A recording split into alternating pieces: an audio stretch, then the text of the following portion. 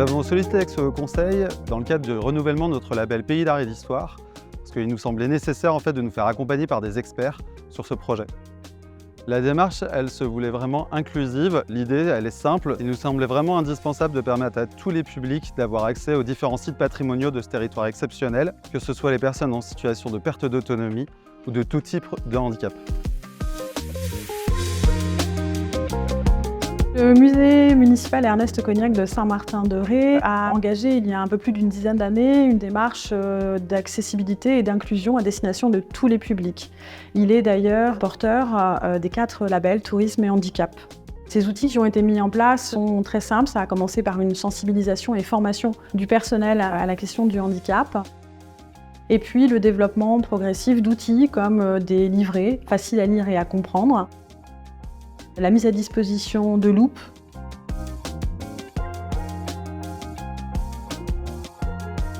de sièges de repos, de bancs à divers endroits du parcours.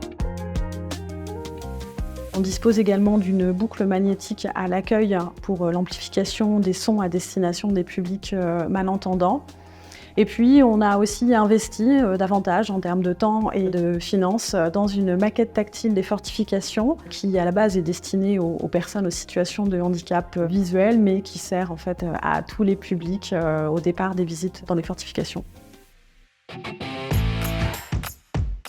Nous sommes actuellement dans une phase d'audit. Chaque site va pouvoir faire remonter ces informations à l'Office de tourisme intercommunal.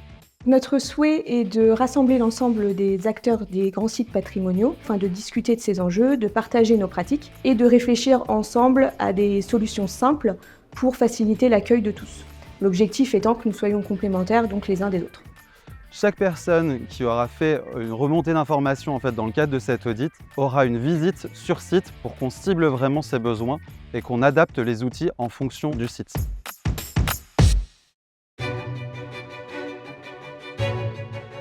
Pour être très clair, la démarche n'avait surtout pas pour objectif de faire des grands travaux dans des bâtiments historiques dont certains sont classés, mais plutôt de faire des petits aménagements à forte valeur ajoutée.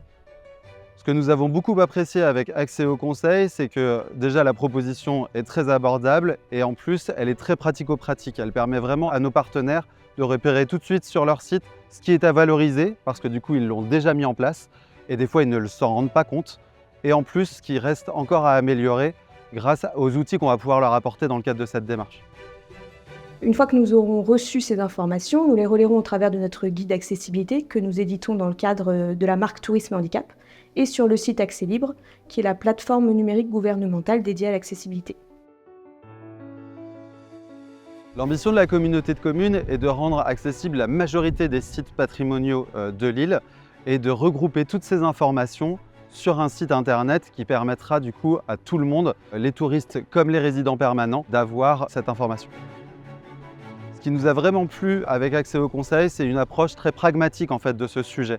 On pense toujours que du coup ça va coûter une fortune aux collectivités et qu'en fait c'est pour ça qu'on se restreint soi-même à ne pas engager ce type de démarche. Alors qu'en fait avec Axéo, on a très vite compris qu'il y avait plein de petites choses qui pouvaient se mettre en place dès cette année.